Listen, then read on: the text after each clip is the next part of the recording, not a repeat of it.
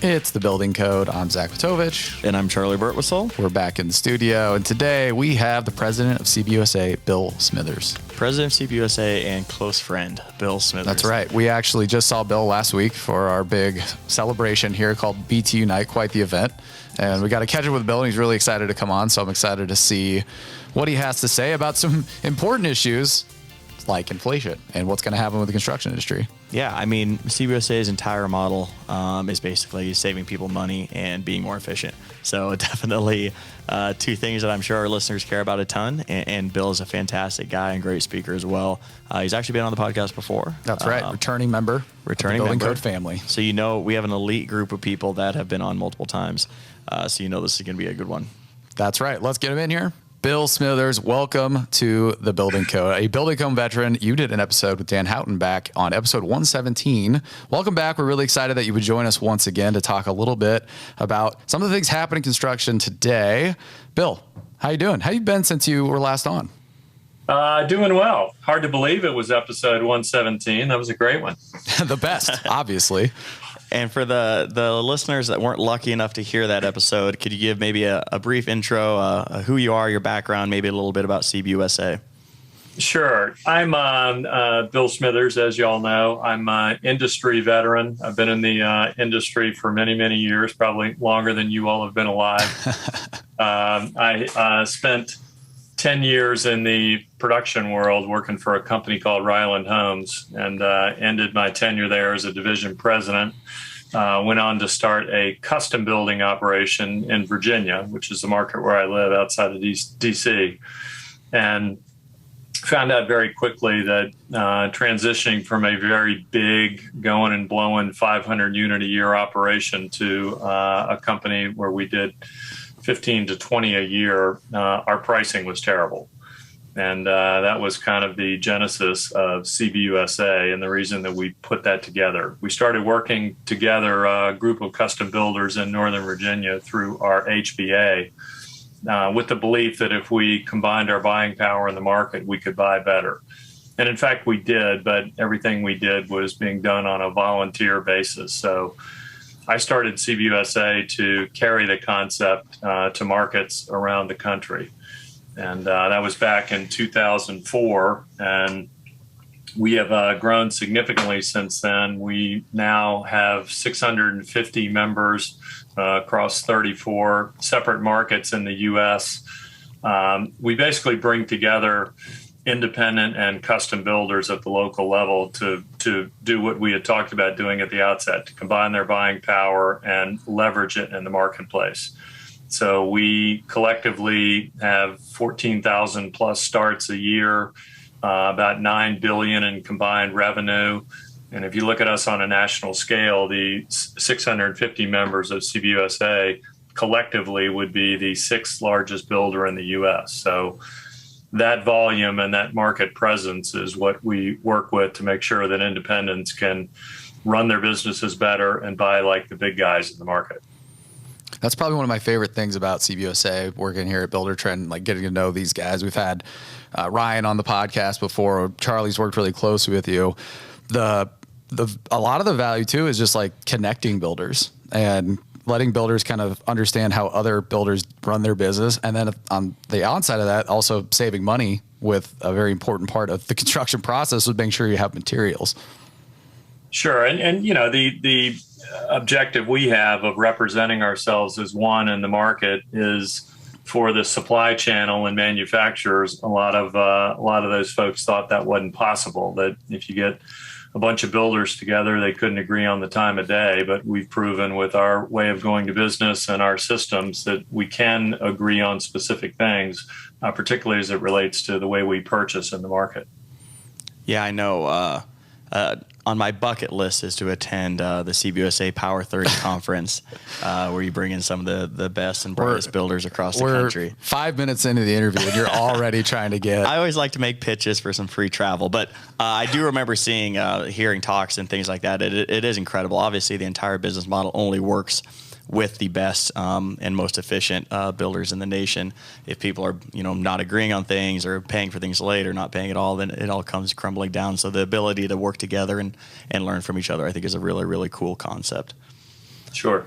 And it's a select group. It's not a fit for everyone. You have to be willing to buy into the concept that you don't know everything and that you can learn from your peers. And we've been able to prove that, in market after market. So you said you started CBUSA in 2004. Is that what you said? That's right. Okay, so obviously quite a bit of change. You got to experience '08, and then you got to experience 2020, and now obviously you see some crazy inflation rates happening in the U.S. How do you kind of weather the course, and maybe more recently, what sort of shifts are you seeing from these builders that you're learning from, and kind of the general consensus there?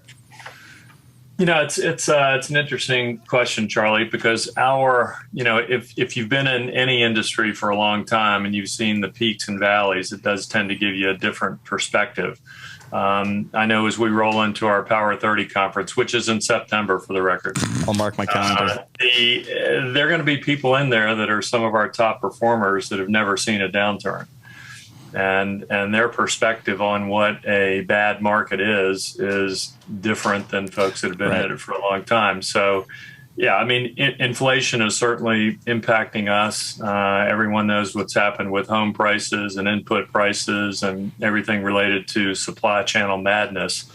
But we still put it in perspective with where we are in the market and why we see so much opportunity. I mean, consensus now is that we'll turn the corner into 23 probably with 1.5, 1.6 million housing starts. And probably about 1 million of those will be single family, which is our bread and butter. And, we say, wow, that's down whatever percent from what we thought it was going to be at the beginning of the year. But if you look at numbers that we had during the big housing meltdown, I mean, we got down to, I think, 550,000 permits. So in relative terms, it's still a healthy market. Is it as robust as it was 6 or 8 months ago? No, it's certainly not. But the impact of inflation and some of the other key economic drivers that affect what builders do really are weighing that down. But it just requires us as an industry and as individual companies to pivot to make sure we're taking advantage of where the opportunities are. Yeah, so for the listeners that don't know, I work on the data science team at Buildertrend. Everybody knows. I work really closely with Bill, but one of my biggest pet peeves is people will be showing, timeline charts of the housing starts and various other, pick any metric out of the hat right now, and they'll go back, they'll show from 2018 or 2019, even 2020 to now, and say, oh, look how awful this is. We're down so far. I'm like, go ahead and scroll that timeline back about back it up 10 to 20 more years to put into perspective where we're really at right now. So hearing you confirm some of those findings feels good in the data soul. Well, interestingly enough, too, we had an economist on our last episode, Ernie Goss, and we talked about this quite a bit. And, he basically also put in perspective, like even during 08, yes, a lot of businesses went out of business, but there were still houses being built. It's not like we're going to see the collapse of the construction industry. They're the builders with good principles, good foundations, good processes, good groups that they're a part of, right? Like CBUSA, it's going to insulate you from those risks that, ultimately lead to those situations that, put businesses out. Yeah, I know we'll have an opportunity to talk about it here during the podcast, but, the way that you run your business and the way you focus on the basics of blocking and tackling serve you well when the market is going up, when the market's going down, or the market is staying put. So that still is a big part of our push, and the way that we work with our members is to make sure that they understand how they're running their businesses and doing that as effectively as they can. The other really cool thing about CBUSA is you don't only have the builder perspective, but you also work really, really close with material suppliers and vendors and manufacturers with, your partnerships and preferred vendors and things like that. What's the kind of general consensus on that side of the house? And is it difficult kind of being the middleman and wanting the best on both sides? It's certainly whenever you're trying to bring different sides of a transaction together, obviously there's going to be some level of friction and opportunity for success or opportunity for things to go a little bit sideways. we do focus a lot on the wants and needs of the supply channel and the manufacturers that we work with, because obviously they want to grow their market share, not just across the board, but specifically with our network of independent builders.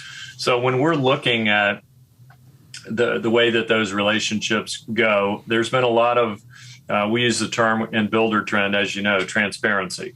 So transparency has really been a big factor for us and our manufacturers and our vendor partners, the people that we buy from directly, in understanding what's coming at us. We can provide some of the data and the look over the headlights for these partners so that they get a really good sense of what things are looking like for us as we're preparing for putting foundations in the ground. And with our industry sector, we're a difficult group to get data on. I mean, we have our starts don't always show up on the start reports. Most of the forecasts and whatnot, and a lot of what the manufacturers will focus on is what's happening with the national builders. So for us to be able to weigh in on a monthly basis with starts forecasts and historical look back, even just 30 days at the type of volume that we have done, plus pairing that with kind of determining what percentage of wallet the manufacturers and vendors are getting from us. That makes them a lot more engaged with our members and much better able to put together programs that work for us. So yeah, we kind of touched on this a little bit. I'm going to bring it back to, currently the inflation rate is hovering just over 9%. What is the actual tangible effects that you're seeing with the construction folks that you work with due to those price increases? Yeah, it's as you might imagine, it's a mixed bag, but the bar has gone up significantly. We have everyone in the industry and even outside the industry knows what's happened with core commodities like lumber and steel and whatnot. Lumber's actually come back quite a bit from its highs. I mean, it was as high as 1,500 per thousand board feet down to around 600 today. Wow. But that's still well above what you would think would be historical averages of trading between 300 and 500.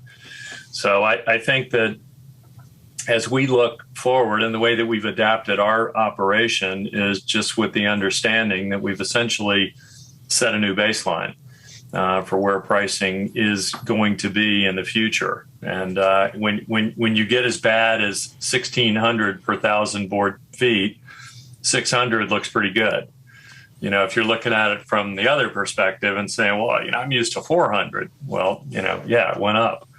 But we've been able to pass those cost increases along to the consumer, and that's why house prices have gone up. So all boats have really gone up during the same time cycle. I think as we look forward, the challenge is going to be with many of the material prices and the indices coming back in our direction.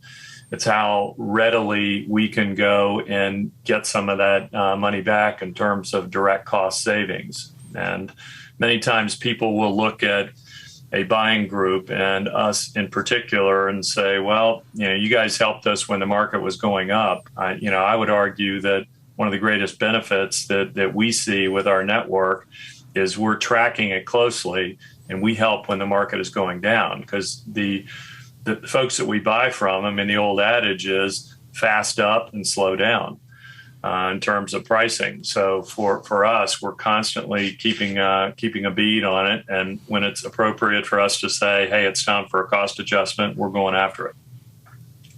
I love that. So I think that's a really, really cool perspective to have, and I'm sure a difficult one at times, because it's not always fun to be the realist in the group and take a deep breath and say, well, this is where we're at now. How are we gonna move forward from here? So you mentioned lumber prices coming down quite a bit from their all-time high.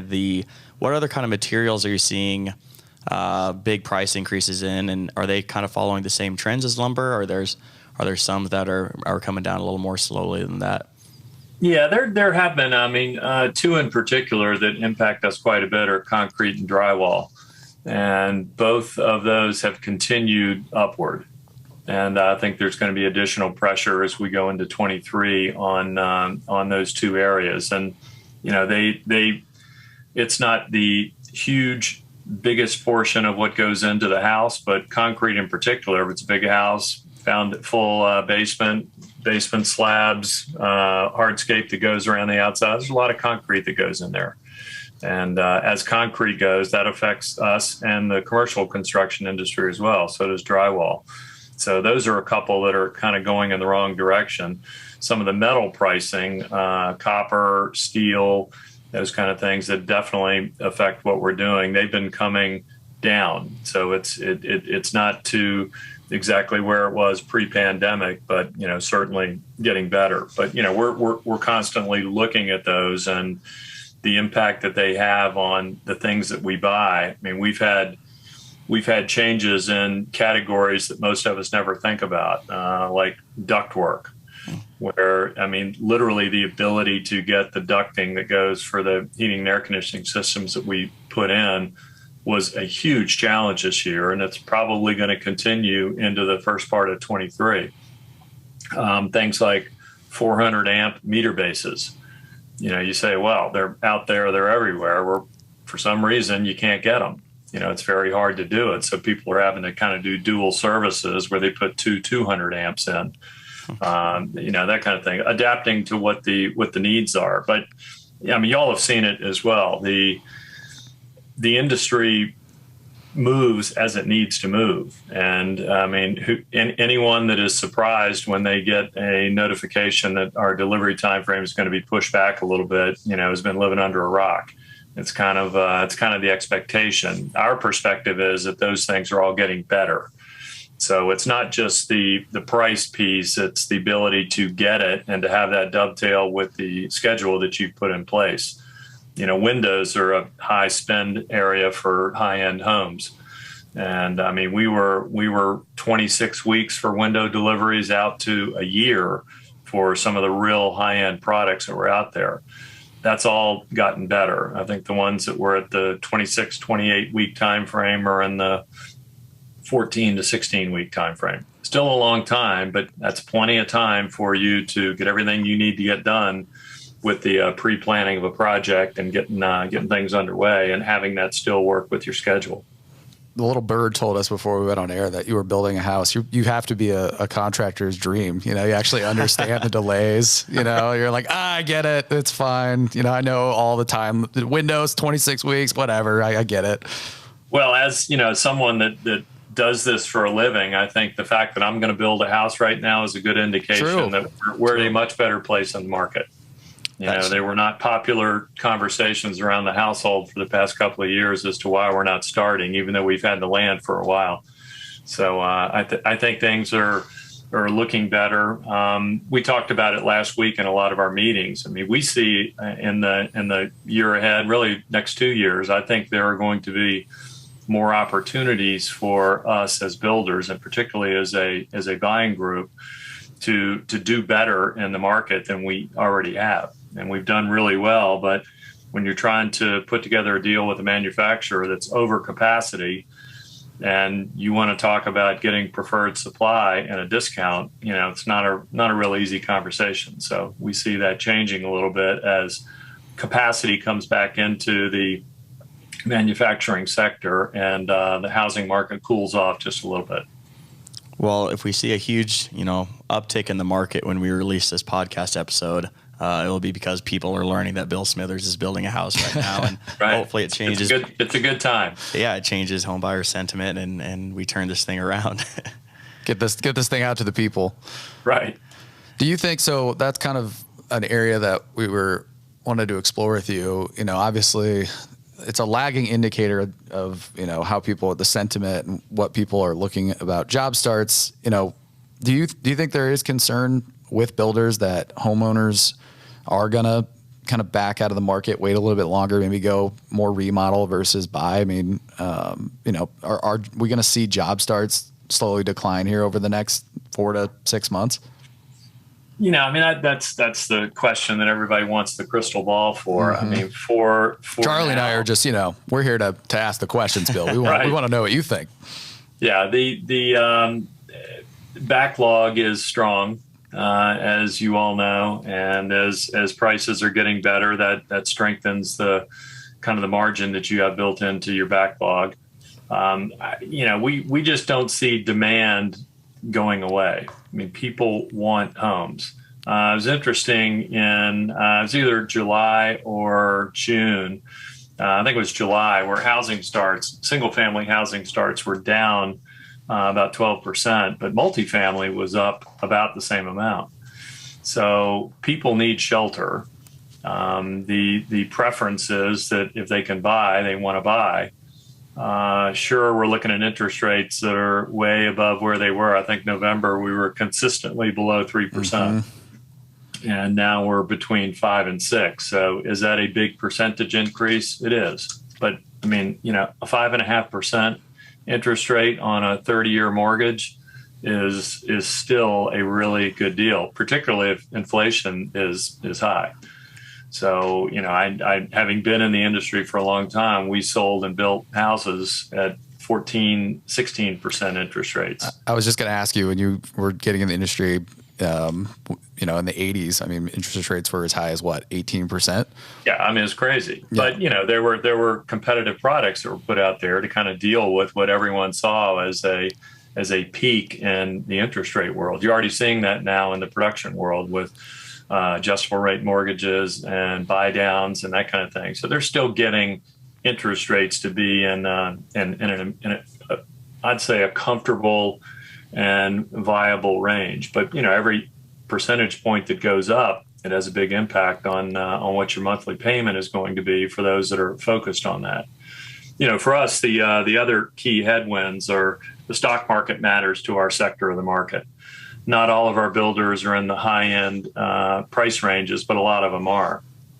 And what's happening with your investment portfolio and your 401k matters a lot to that crew, sometimes more so than interest rates. So we definitely see that as some of the headwinds that we're facing, that combined with inflation and the individual factors that go into what's driving up the price of everything. I mean, labor rates, who would have thought that we'd have fast food workers that are starting at $15 an hour with, like signing bonuses.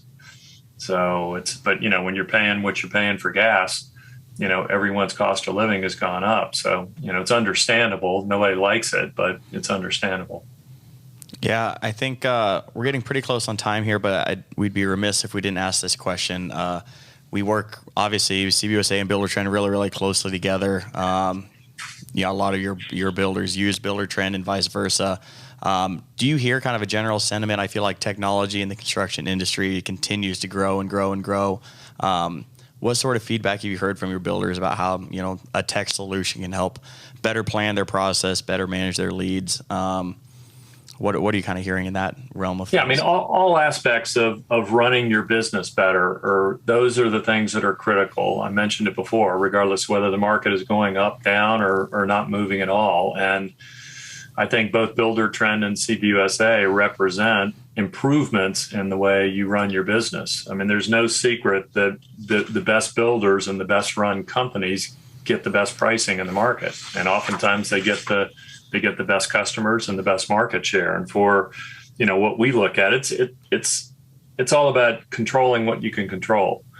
And when your schedules are running smoothly and in sync with what you're telling your trades and suppliers, and you're issuing POs that are easy to understand, you're delighting your customers because of the interaction you have with them through a tech platform. Those are all things that really allow you to run your business better, because our industry is there's so much waste in what we do. And a lot of that happens in the way that we transact business with the vendors and suppliers that we work with.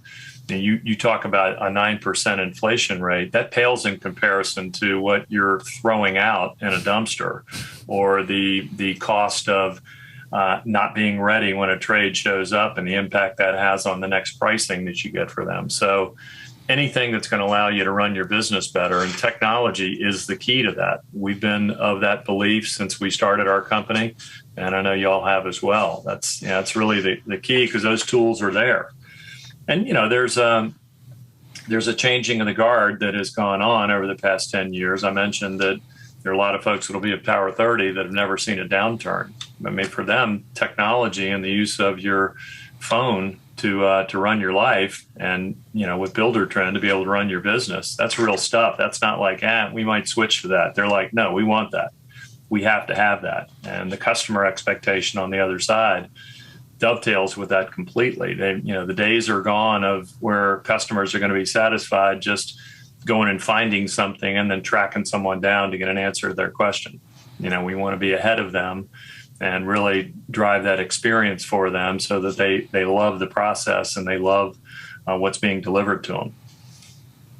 Love it, Bill. Well, we are out of time. We could go for another 25 minutes, I think, talking about this. Love your knowledge. You can just tell you are a true veteran of the industry. So thank you for joining us on Building Code, and you can join that illustrious third time on the Building Code, which I don't know if we've ever had three timers. So let's make it happen. Three-peat.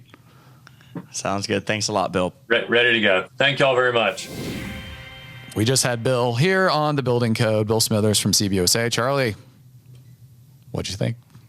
Did you like the pause? Absolutely. I love the pause. And always. You didn't know what I was going to say. No. Well, I did know because you always ask me what I think right after interviews. Very Charlie's over here predictable saying we need to mix it up, I guess. No, Bill was great. I guess my biggest takeaway was he said he was going to get us out to Power 30 this year. Yeah, I said you. Yeah. No getting mention of the that. studio. No, I mean you're due. You're owed. I try not to get my hopes up, but no, Bill is always great. I knew that was going to be a good episode going into it. I thought it was a really, really refreshing perspective of the current kind of industry and state of the economy. I thought he's approaching things with a really, really level mind and realist kind of attitude, I'd say. And I stand by a lot of things I said where, a lot of times you just have to zoom out the x-axis on your chart there, go back to 2000, go back to the 1980s. And, he made it up. He made the point multiple times. People need places to live. People want to live in houses. And this is, any downtick in the economy is just an opportunity to, grab market share, scale your business, become more efficient, really dial in processes. So I think a lot of times, people are pessimistic and there's a lot of things to be scared about. You do have to pay attention to it. But if you approach it with the right mindset, a ton of opportunity for growth and to turn this into a positive. And I thought Bill did a good job of encompassing that perspective.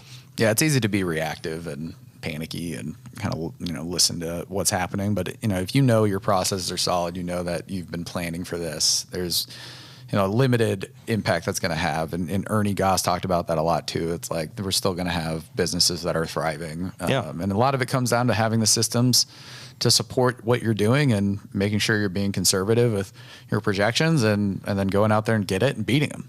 Yeah, and so Zach mentioned we had our quarterly town hall BTU night last week, and our CEO Dan Houghton, who I'm sure is listening to this right now. So hey, what's up, Shout out, Dan.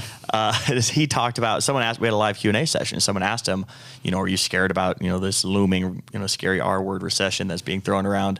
And he said, look, we founded Buildertrend in 2006. We've been through this before, and we wouldn't be where we're at today if it wasn't for the '08 crash, because it got rid of a lot of competitors. It provided opportunity for our business to scale, and people needed scalable solutions to help optimize their business, and that's what Buildertrend was. So it was a motivational talk for sure, and I think that applies to all of our listeners and anybody in any business right now.